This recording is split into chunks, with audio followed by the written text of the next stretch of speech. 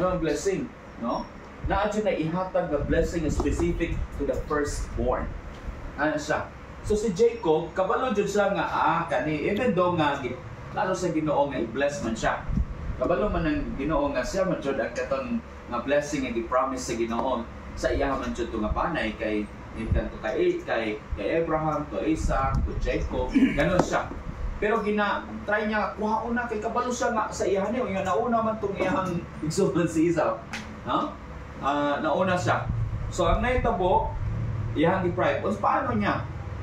Si Esau nag-adto dito sa kay kuan man to hunter. So nasa lasang. Wala pa man to mo sa una. Sa lasang siya unya pagkahuman pagbalik niya, naulanan pa siguro to siya, gutom na kayo, wala siya nadakpan. So wala siya makaon.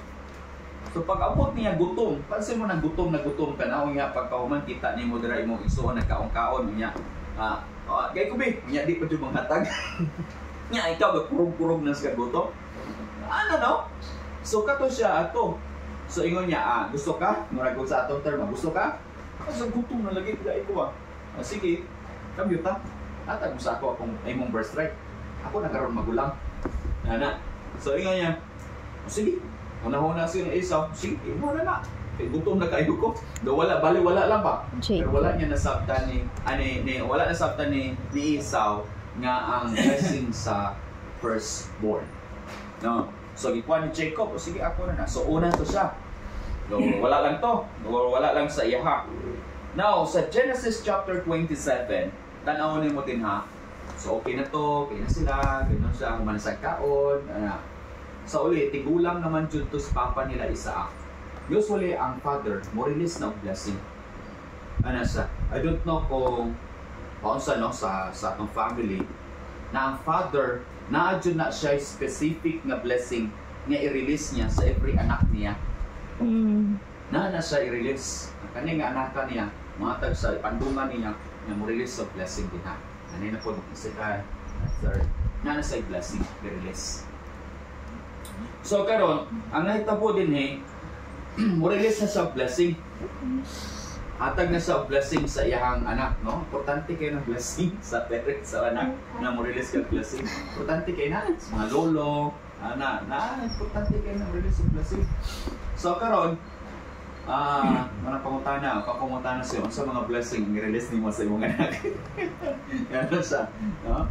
Depende na ako sa ginag-guide kini sa Holy Spirit, sa imo ha, unya makita po nimo ang iyang strength, no? Dito na ma-relate. Ano siya? So, ang nahitabo din na dungog man ni mama, kasi mama ni Jacob si Rebecca, no? So, nadungog man niya. Jacob kay si Esau sa gawas na, sige na sa pangan. Si Jacob, bilin sa balay, siya ng luyahon. So, sa'y tabang-tabang sa balay. Nahitabo, nadungog sa iyang mama. Ano siya na, Jacob, ano yung magsuon ba? Basingan na si mong papa. Ano siya? Karon na, naglakaw na siya. Karon, ang atong himuon karon Jacob, kani. Kuha dito og hayop kay akong ihawon, lutuon.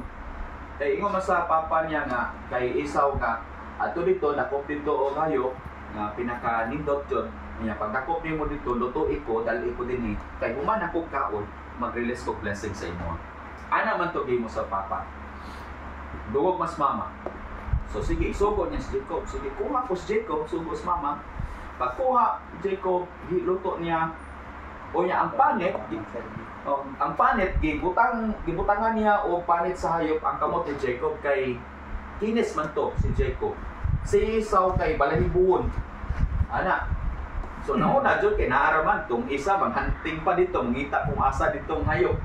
So naitabo, pagkuha niya, itala siyang papa, na diri ang imuhang di-request sa ako. Hingon ni Isaac, ang imong tingog si Jacob, dili man si Esau. Doon sa ako, kay hanap, nakatiguang naman siya. Matay mo magtiguang nun. Magdihan na mga stage, mag-release sa blessing. So ato, hanap naman kayo di. So doon. Pag doon niya, hihigap ang kamot. Palayo buon man, ibo ka na magpanit sa hayop. ang imong tingog dili si Esau, pero ang imong panit si Esau. Ana. So sige, asa na imong pagkaon? Yatag niya. Kaon, pag man nag-release sa blessing. Ang blessing nga ihatag niya unta para kay Esau na adto hinuon dito sa Esau. So another na pod nga binuang ni Jacob sa iyang igsuon, nakuha na pod niya ang blessing kay di na mausab na blessing. So naitabo, pag hawa na siya dito, nag-abot si Esau. Dala na excited kayo kay nagoy blessing, no? So excited din ng mga tao pag na-release ng blessing ang parents. Anak, excited. Karon kay kanang anak, pandungan ka. Sayang uban, marag di man na ma-appreciate, pero tagay nag 1 million. Mas ma-appreciate kaysa 10, release sa blessing. No? Pero importante na kayo kay mo man na magkuha sa imong kinabuhi. Anak sa na dire ingon ni Esau. Ingon pod ni sa ni Esau. Kinsa man day kung akong nag-adala pagkaon diri kanina nga akong gi-release og blessing. Aso ko lagi ni Esau, hilak siya pa. Basi na ako day blessing para sa ako. Ako nag-release sa imong igsuon. Naisahan ka sa imong igsuon. Hangyo jud sa pa basi na ako blessing din na para sa ako. So mo to, may tabo. Sige, kauno na ako, kaon na. Boss gipandungan, gi-release og blessing. Ang isa dito, kung musukol ka, dili ka mo pasakop sa imo, maningkamot ka sa imong pagkain. Nana ng mga blessing nga gipang-release niya, di ka mapakontrol sa imong igsoon. Kaya katong blessing mo ay mag-control. Dito, tagan. Ano siya? So, tungod ato, suko kayo si Esau. Dito nakaingon na si Esau, pakyon dyan nako akong igsoon. Suko kayo siya kay di man ka nga para dito, tapos imong ipuha, dili imuhang. Giila di mo yung suod ba? Siya. So, ang nahitabo, nadungog na po si mama. Jacob, dungog na ko to, paklong ka daw sa imong igsoon. Adto dito sa atong parente. Layas sa, lakaw siya. So, 20 years nga naging guilty si Jacob. Nagpalayo siya. Ganon. After that, for how many years, no, si Jacob left the place of Canaan out of fear that his brother would kill him. In Genesis chapter 27 verses 42 to 46. So lakaw siya dito, o niya nahitabo, pagpalayo niya 20 years. Antod nga sa ulingon niya nga akong atubangon na akong suon. Bakit di nakakuin? Ayan siya. So nagpadala na siya tawhan dito, messenger. Tapos nagpadala sa mga blessing. Balo mo ng tao nga guilty na andyan na yung pampalubag loob. Diba? Pag makasala ka na, palubag loob, karang nga ma-okay to siya. So, padala siya daghang mga blessing nga padala sa iyang igsuon. Dito, kaya para lang yun mahupay ang kasuko sa igsuon. Pagbalik po na itong messenger, bugoy po kayo itong messenger niya. Kaya giingnan niya nga, Jacob, suko dyan kayo ito yung igsuon. Pa dyan 300 katauhan. Nisapot sa ka kulba. Adlock siya. Ganon. So iyang gihati ang mga tao, padulong na to sila. Gihati niya mga tao, gipauna niya mga bata o iyang dagham na sila sa unang panahon kasawa, no. Mga babae na una, tapos diri sa pikas maupod, niya siya nas likod. Kay pag once makita mo na nimo, ikaw daw, makita nimo babae, makita nimo mga bata. Isa kung saan nimo kasuko mo, maluoy ka ba? Mauna, mangibabaw mo kaluoy. Ganon siya. So mo na po ito iyang gihimo la siya. Antod nga sa ulihi, gabihan na lang, niabot ang kuan kani nga sa 32 na, nagsampo pa siya sa Ginoo, Lord, tabangi ko na akong sitwasyon. You know what's the problem here? Ang isa sa nakita na to, si Jacob di dyan siya muangkot siyang mali. Wala dyan siya nag-recognize. Nagpabilin siya nga, nangita na lang sa bisag unsa niya nga pamagi. Padala sa dito mga gifts, gipauna niya ang mga kuanapod sa ulihi, ang mga babae at mga bata. Nagduol sa Ginoo, Lord, tabangi ko ano sa akong sitwasyon, daghan sa gipang istorya, pero wala joy pagsulti o pagpangayo pasaylo o pag-recognize sa iyang mali. No? Sometimes nga yung mga tao ganun. Daghan sila pamaagi nga himuon siya, pero simple raman di ay tunta. Daghan pa sa gasto. Nga kato raman jud unta di ay mangayo na lang jud siya sa iyang Sorry, recognize ang iyang mistake. Iyang mali, no? So rag sa trabawan pag naay mga tauhan nga Hindi man dyan mga iupuan. Magsige magpanudlong. Ano? Ay, gano'n. Ay, anak. So, ang nahitabo, ito kay Jacob. Ganon. Hantod nga, kumanya to, gabiin na, naay kalit lang, gitawag dito nga heavenly man. Ganon siya. Ingon sa mga interpreter, ginawa na to yung karisel, pero atong gamiton lang, ang paano, di ka magbutbuhat sa interpret. Heavenly man. Ingon niya, siya, nagdumugay sila, kung nabasa niyo dira sa 32, dumugay sila. Sa buhay ko kay katawon na, kumbaga sa itong terba, dili, i-bless ko. Siya, sige siya o nga, i-bless ko. Sige siya pangayo o blessing. Nya dili man jud siya. Sige siya o sulti, i-bless ko. Di man jud sa buhian ni Jacob, pamugos. Kay ugali lagi ni Jacob, pamugos o blessing. Di ba? Una nga iyang gipugos niya ang blessing nga gi-promise sa Ginoo, gi-bribe niya iyang igsoon. Ikaduha giilad niya iyang amahan para makuha ang blessing. Si Jacob, pugson jud na niya para makuha niya iyang blessing. Nga gusto nga buton. Nga naa pa man untang wait kay sa Ginoo, kay mas nindot man tong blessing pa sa Ginoo. Pugos niya siya. Antod sa time nga piangan siya. Ihapak iyang hips. Wala na. Si Jacob nga post nga, lupay-pay na. Pangutan na siya, what is your name? Pangutan na siya, what is your name? Take note that. What is your name? Ano siya? Tubag niya, Jacob. Dito pa, niya i-recognize nga siya si Jacob. You know what's the lesson? No? Ang isa din ni, no? Isa ka writer, ingon niya, the dislocation, no, na nagsulti ani nga tao, ingon niya, the dislocation of Jacob's socket most probably was intended by God for him to weaken so that he would be awakened. Kung pansin niyo ang story,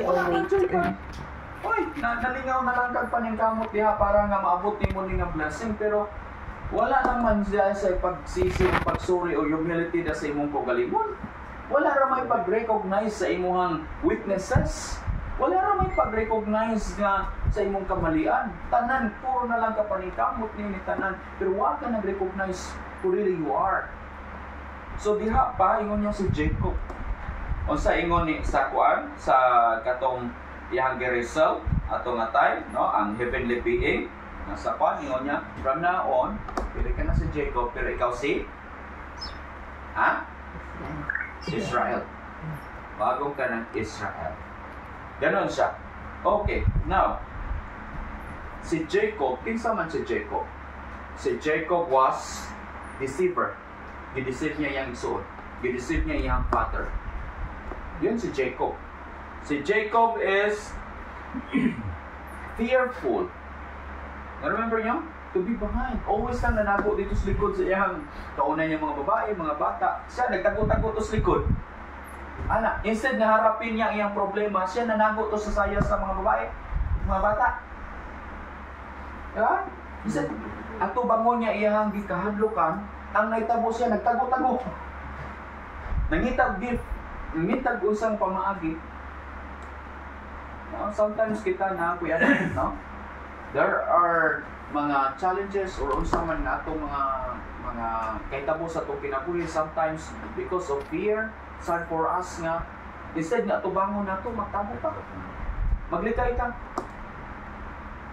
kinahanglan man nato bangon nimo kung sa man. So si Jacob, mao ni si Jacob, no? Fear. Pero pag after that giingon sa heavenly being, what is your name?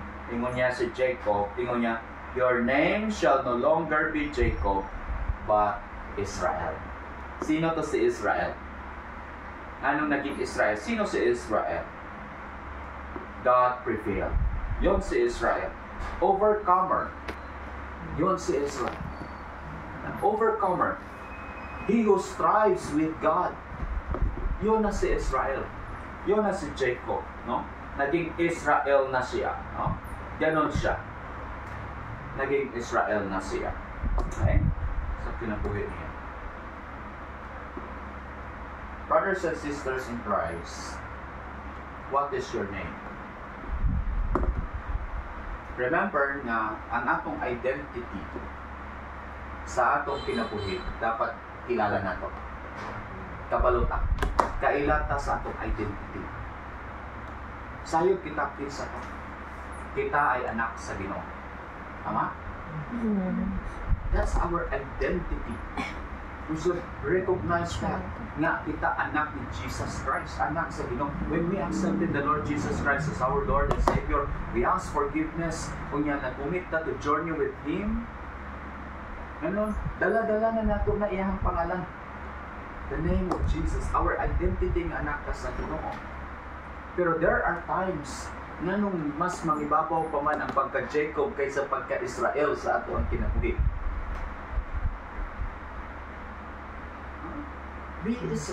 Kung saan ang itawag na Israel, overcomer. Harapin ang mga unsay na mga challenges sa kinabuhi. If we fail, then we failed. Recognize it, we failed. Diba? Ganun siya. If we make mistake, nakahimota, then face it. Nakamali ko. No? Then after that, recognize who really we are. So, kung asa man tamo adto, always remember that our identity is si Jesus Christ ang dala-dala nato. To be strong. Be fighter. Dapat maging fighter sa buhay. Take courage. But always recognize we are nothing without God. Always recognize your weakness and always recognize also your strength. Pero dili dapat nga sa atong kinabuhi, dili dapat nga ang Ginoo tuwalan sa kilid-kilid, kahit lang siya sa atong kinabuhi, dapat nga always recognize nga ang Ginoo Diyon ang atong kauban. Kung wala ang Ginoo, dili nato kaya ni siya. Kaya usahay na lingaw na lang ta sa pagpaningkamot sa atong success o sa natabo nato, pero na times nga nalimtan na nato nga ang Ginoo kayo sa kinabuhi na siya kinahanglan ko pa nato. Ayaw na nato ulaton nga pianan pa. Hoy, anak tamang ka, ganun murag wa makipakialam na ko. Kaning kamot naman ang kalina sa imo. No? Ayaw na naulatan. Always recognize na siya. Sa tanan imong ginahimo, sa tanan ninyong takbo sa kinabuhi, inyo dyan na siya recognize sa inyong kinabuhi. No? Kaya importante gayud ni siya sa ato. No? Sa atong kinabuhi. Now, ang atong kinabuhi, anak ka sa Ginoo, palangga ka sa Ginoo, recognize, ubanan ta niya, hantod maging successful atong kinabuhi. Kaya sometimes, ang atong gihuna-huna, tungod sa atong mga kahadlukan, mga worries, sa kinabuhi, usahay dili, realidad. Usahay dili. Mao na tinuod, usahay nag-overstate na lang ta. Kaya tungod lang is pangitabo, pero hindi rin. You know, after this, in chapter 33, yata, after ani, nga gihimo ni Jacob, kung inyo makontinue basa, si Jacob, wala na siya nagtago sa likod sa iyahang mga babae o mga bata. Ang gihimo ni Jacob, piang-piang naman siya kayo. Wala na kawag muna lang yung pakon ka rin niya, kusgan even the being. Piang-piang na siya. Pag-abot siya ang igsuon, siya mismo ang nagsalubong. Naana siya courage sa pag-atubang sa iyang ikadukan. Naana siya courage. Di atubang niya. So piang-piang siya kapadulong sa iyang igsuon, abot iyang igsuon kauban sa mga tauhan. Pag-abot, wala rin mag-istorya ang iyang igsuon. Itong iyang ikadukan, gidiretso raman sa kahag. Gihagra siya, diretso. Ana, pagka umagipangutana, kinsa man yung mga bata, kinsa man yung naana sa likod. Kung niya ako nasawa, hindi mo na mga pagumangkod. Kumaan ka ko ko. See? Usahay ang atong una-una, usahay nag-oversnake na ta, layo na kayo na itong nabutan. Pero pag ang reality di ay, kinahanglan ato bangon ng Diyos na nato. May ma-amaze ka nga, una na ang Ginoo naglihok sa ilang kinabuhi. Amen. Una na ang Ginoo, naglihok ka na. Ang gina-process lang sa Ginoo, nga magkaroon ka trust sa iya ha, recognize siya, Padayon recognize po ang ato ang mga kamalian, be humble, ganun siya. And recognize that God is the source of strength. He is the source of courage. He is the source of our need. Prepare niya na tanan. So face it, kay anak na sa Ginoo. Okay? So simple lang na siya, no?